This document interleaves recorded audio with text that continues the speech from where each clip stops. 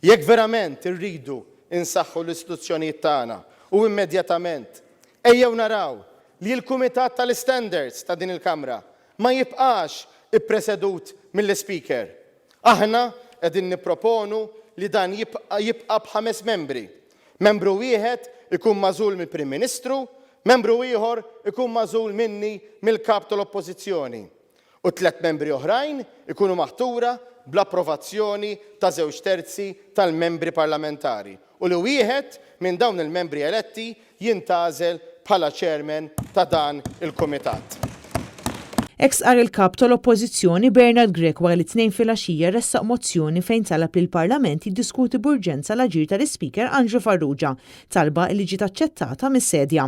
Il-mozzjoni saret fis-sfond tal-fatt li matul il-jiem li għaddew l-Speaker permezz ta' ittra mibgħuta f'ismu mill-avukat tal-fiduċja tiegħu lil Matthew Caruana Galizja min jeddu stqar li huwa qiegħed fil-karga kostituzzjonali tiegħu sabiex jiddefendi l-interessi tal-Gvern, b'riżultat li ddikjara ruħu mhux imparzjali, ħaġa inaċċettabbli f'soċjetà demokratika.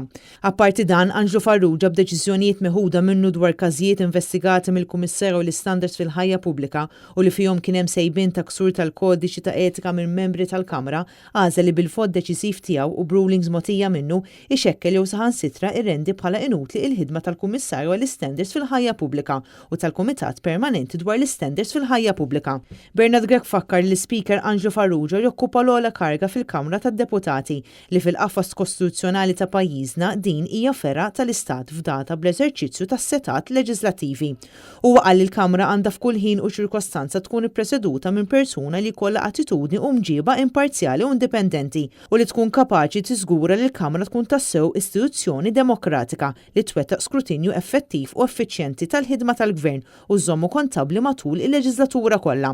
Il-kap tal-Oppożizzjoni saħaq li l-aġir tal-Speaker anke b'ammissjoni tiegħu stess imur kontra l-ġurament tal-lealtà li huwa fil-bidu tal-leġislatura li fih ħalef li jkun fidil u lejali lejn il-poplu u r-Repubblika ta' Malta u l-Kostituzzjoni ta' pajjiżna, b'riżultat li l-istess aġir jikkostitwixxi materja ta' importanza pubblika nazzjonali u urġenti.